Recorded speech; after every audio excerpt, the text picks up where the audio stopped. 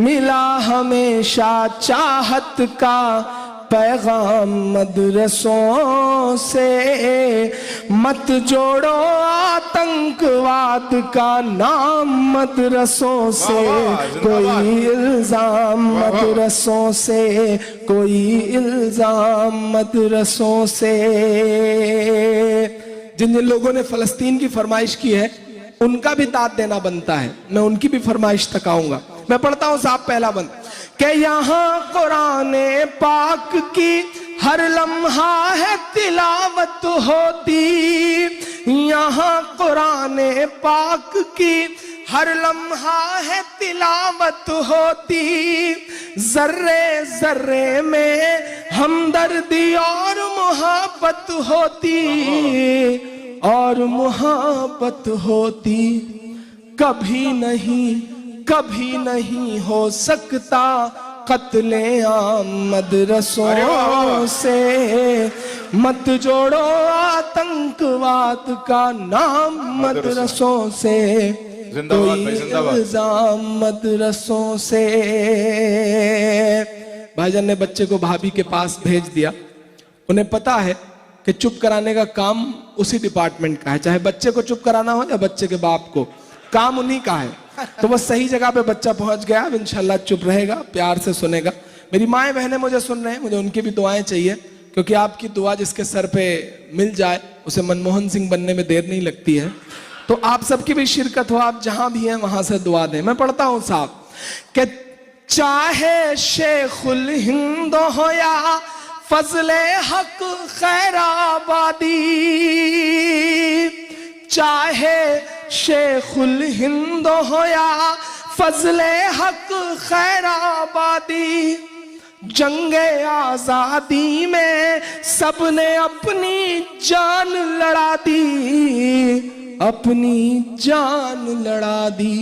साक्षी महाराज से लेके गिरिराज से लेके वसीम रिजवी तक ये मिसरे कि मिला तुम्हें, मिला हमें, मिला तुम्हें आजादी का इनाम मदरसों से, मत जोड़ो आतंकवाद का नाम मदरसों से, कोई इल्जाम मदरसों से, कोई इल्जाम मदरसों से। हमारे देश का मिसाइल मैन अपनी 5वीं तक की तालीम चेन्नई के एक मस्जिद के बरामदे में बैठ के पूरी करता है और बाद में देश को परमाणु संपन्न बनाता है।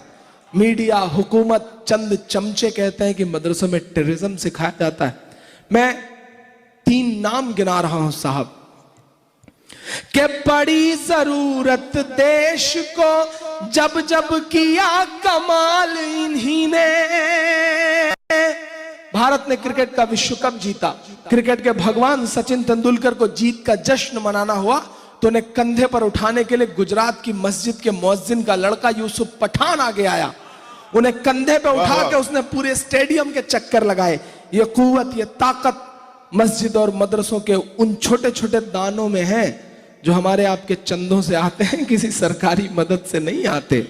मैं एक बंद पढ़ता हूं साहब कि बड़ी जरूरत देश को जब जब किया कमाल इन्हीं ने, देश को एक से एक बढ़ करके दिया है लाल इन्हीं ने, दिया है लाल इन्हीं ने। 3 राष्ट्रपतियों के नाम गिना रहा हूं कि निकले जाकिर फखरुद्दीन कलाम मदरसों से, मत जोड़ो आतंकवाद का नाम मदरसों से, कोई इल्जाम मदरसों से, कोई इल्जाम मदरसों से। एक बंद पढ़ता हूं साहब। 57 की जंग के बाद अंग्रेजों को लगा कि हिंदुस्तान पे हुकूमत तो मुश्किल है, क्योंकि हम लड़ रहे थे उस वक्त, हम लड़ रहे थे। उन्हें लगा कि हिंदुस्तान पे हुकूमत नहीं की जा सकती, हुकूमत करना है तो मुसलमानों को मिटाओ, मुसलमानों को मिटाना है तो कुरान मिटाओ। पश्चिमी उत्तर प्रदेश के तमाम दरख्त गवाह हैं, तालिब भाई उस इलाके से आते हैं।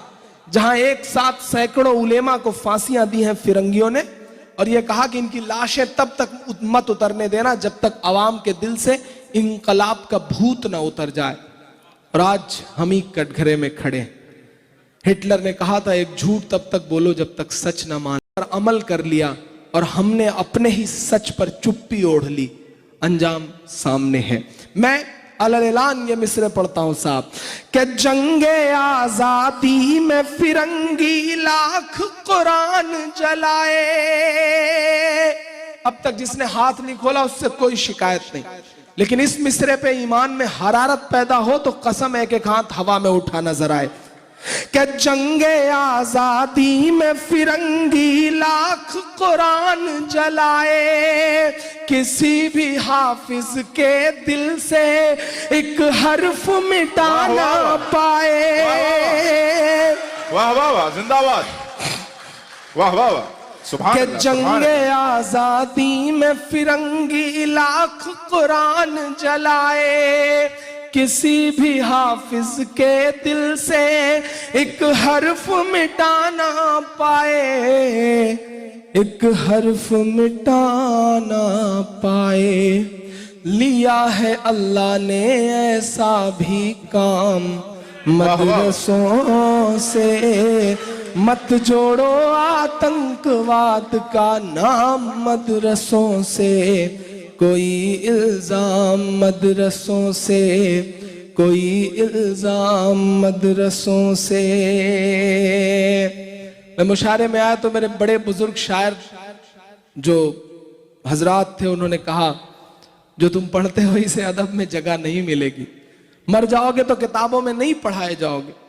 मैं सब सुनता रहा और आपकी दुआओं के भरोसे कहता रहा कि मैं जानता हूं कि मैं मरने के बाद किताबों में नहीं पढ़ाया जाऊंगा। मैं ये भी जानता हूं कि शायद मुझे अदब में जगह ना मिले, लेकिन मैं ये भी जानता हूं कि मैं इंशाअल्लाह जीते जी इंकलाब जरूर पैदा कर जाऊंगा। मैं न जाने किस उम्मीद में था, न जाने किन दुआओं के सहारे था, भरोसे था। ये शायद इस नज्म पर जो उलेमा हजरात ने, जो बड़े बुजुर्गों ने, जो मेरी माओ ने मेरे लिए नमाजों में दुआएं करते हुए मेरे सर पे मोहब्बतें दिखाई, उसका करम ये हुआ कि जिस शायर को वो कहते थे कि तुम्हें जगह ही नहीं मिलेगी कहीं, 29 साल की उम्र में उत्तर प्रदेश की हुकूमत ने उसके दामन में सूबे का सबसे बड़ा अवार्ड यश भारती डाला। ये सिर्फ और सिर्फ बड़े बुजुर्गों की दुआओं का सदका था, मोहब्बतें थी। मुझे इस नज्म ने इमरान बनाया है, मुझे इस नज्म ने आपकी दुआएं दी हैं, तब शायद मैं यहाँ खड़ा होकर बोल पा रहा हूँ और दुनिया को अपनी आवाज सुना पा रहा हूँ। मैं आखिरी बंद पढ़ता हूँ इस नज्म का और दामन दुआओं से भरवाना चाहता हूँ आपसे। उन्हें लगता है कि हथियार मिलता है, वो कहते हैं ट्रेनिंग दी जाती है। मैं एक बंद पढ़ता हूँ साहब, मैं बताता हूँ वहां क्या मिलता है कि वजू के लोटे कुछ कुरान और टूटी हुई चटाई, वजू के लोटे कुछ कुरान और टूटी हुई चटाई। इसी साहब मैं इतना खुश नसीब हूं कि मेरे पास तकरीबन 2 साल पहले उड़ीसा से एक फोन आता है। उधर से एक शख्स इमरान प्रताप गढ़ी बोल रहे हैं। मैंने कहा जी बोल रहा हूं। उन्होंने कहा कि मैं दोनों आंख का नाबीना हूं, मेरी आंखें नहीं हैं, मैं हाफिज कुरान हूं। मुझे आज अल्लाह से थोड़ी सी शिकायत है कि मेरी आंख होती तो मैं आपको देखना चाहता हूं। यह हासिल हुआ है मुझे इस नज्म की वजह से। वाह वाह वाह। दुनिया के तमाम अवार्ड, तमाम माशाअल्लाह, मोहब्बतें सब एक तरफ रखते हुए यह हासिल हुआ है मुझे कि मैं पिछले दिनों जब शिबली साहब की दावत पे आया था मुशायरे में, तो उम्रा करने के लिए गया। मक्के से मदीना जब पहुंचा तो मस्जिद नबवी में एक एक मंजर अपनी आंखों में कैद कर रहा था। जगह ही ऐसी है कि आप एक एक लम्हे को अपनी आंखों में भर लेना चाहते हैं। प्यास की शिद्दत महसूस हुई तो मैंने सोचा आबे ज़मज़म पी लूं। मैं बता रहा हूं कि मुझे इस नज्म ने क्या दिया है। एक टूटी फूटी आसान सी जुबान में कही गई एक बच्चे के दिल की दर्द की नज्म, हिंदी के बच्चे की नज्म, मीरा, सूर, कबीर और तुलसी को पढ़ने वाले बच्चे की नज्म ने उसे क्या दिया। मैं मस्जिद नबवी में टहल रहा था, मुझे लगा मुझे प्यास की शिद्दत है, पानी पीना चाहिए।